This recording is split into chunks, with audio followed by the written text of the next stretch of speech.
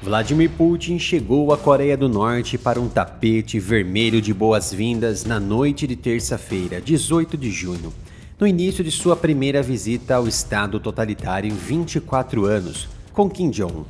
A última vez que os dois líderes se encontraram foi em setembro do ano passado, no cosmódromo de Vostokny, no extremo leste da Rússia. Mas esta é a primeira viagem de Putin a Pyongyang desde 29 de junho de 2000. Quando o líder supremo do país era o falecido pai e antecessor de Kim Jong-il. Os laços entre os dois estados aumentaram nos últimos anos, especialmente desde a invasão em grande escala da Ucrânia pela Rússia. A Coreia do Norte precisa de ajuda com tecnologia espacial após o seu recente fracasso em colocar um segundo satélite espião em órbita, bem como alimentos, combustível e moeda estrangeira. A Ucrânia descreveu a viagem como uma visita de estado amigável, e os Estados Unidos emitiram nota oficial preocupados com o atual aprofundamento da relação entre esses dois países, que poderia resultar em uma cooperação muito mais extrema e irreversível. E não estavam errados. O presidente russo Vladimir Putin e o líder supremo norte-coreano Kim Jong-un assinaram um pacto histórico na quarta-feira, que inclui uma cláusula que exige que os países se ajudem mutuamente caso algum deles seja atacado. Uma cláusula que remete especificamente ao artigo 5º da OTAN e o artigo 4º da Organização do Tratado de Segurança Coletiva, liderada pela Rússia. A inclusão de uma cláusula de defesa mútua na sua parceria estratégica abrangente, que Kim descreveu como uma aliança, aumentará o alarme do Ocidente relativamente aos crescentes laços econômicos e militares entre as duas nações. O acordo foi finalizado na quarta-feira, 19 de junho, após horas de negociações na capital Pyongyang. Esta foi a segunda reunião de alto nível de Putin com Kim em 9 meses. Após a assinatura do pacto, Putin destacou exatamente essa parceria sem limites que protege um ao outro, anunciando que o acordo de parceria abrangente assinado prevê, entre outras coisas, assistência mútua em caso de agressão contra uma das partes deste acordo.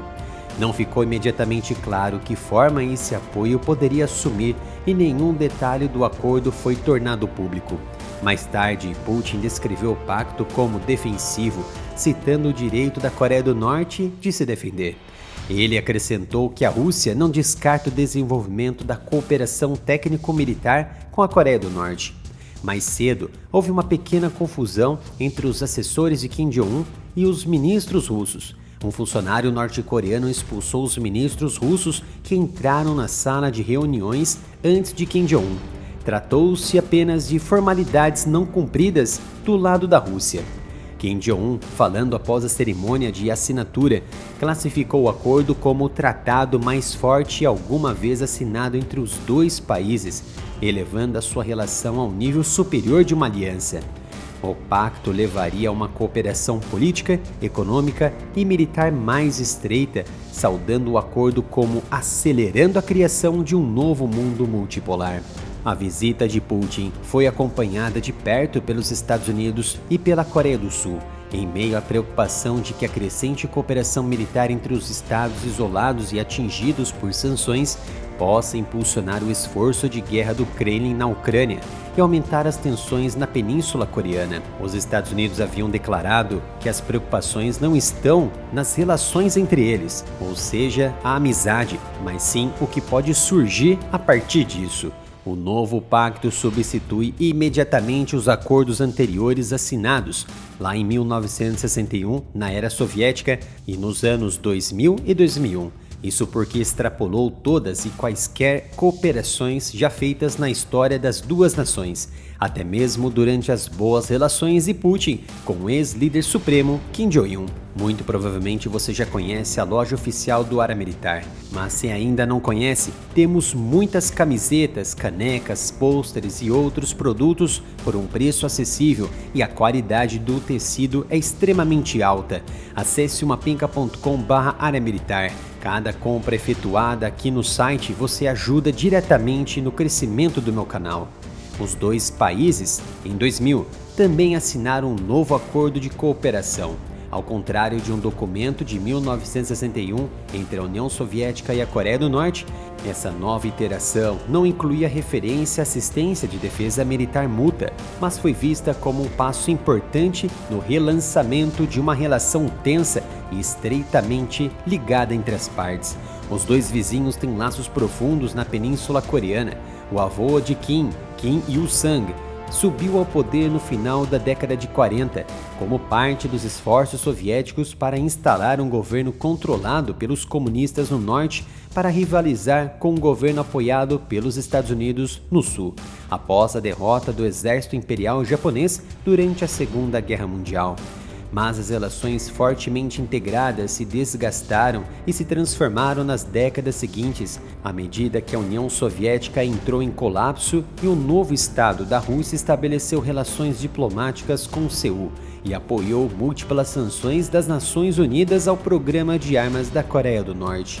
Mas em março deste ano, com o envio de armas e melhores relações com Kim Jong-un, Moscou vetou uma resolução da ONU para renovar a monitorização independente das violações das sanções do Conselho de Segurança por parte da Coreia do Norte, levantando preocupações sobre o enfraquecimento do controle ocidental sobre o programa de armas ilegais de Kim Jong-un.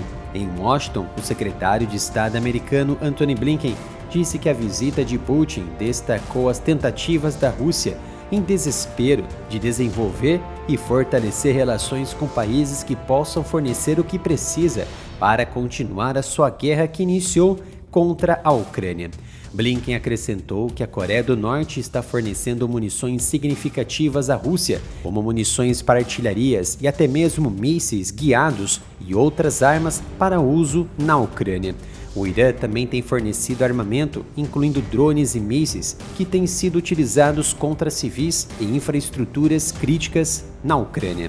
Nos últimos dias, Putin vem questionando as alegações dos Estados Unidos sobre as suas relações militares com seus aliados.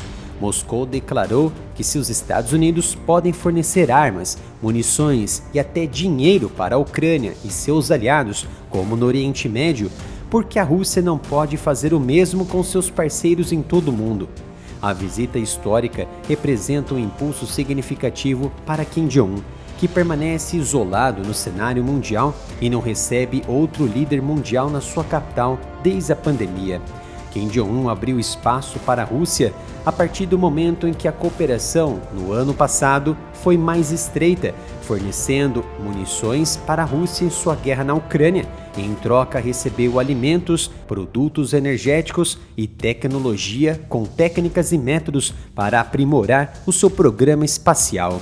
Isto ocorre no momento em que as tensões continuam elevadas na Península Coreana, onde Kim Jong-un intensificou nos últimos meses uma linguagem agressiva e de guerra e descartou uma política de longa data de procura da reunificação pacífica com a Coreia do Sul, em meio ao grande esforço de coordenação entre os Estados Unidos, a Coreia do Sul e o Japão, que pode prejudicar os interesses da Coreia do Norte.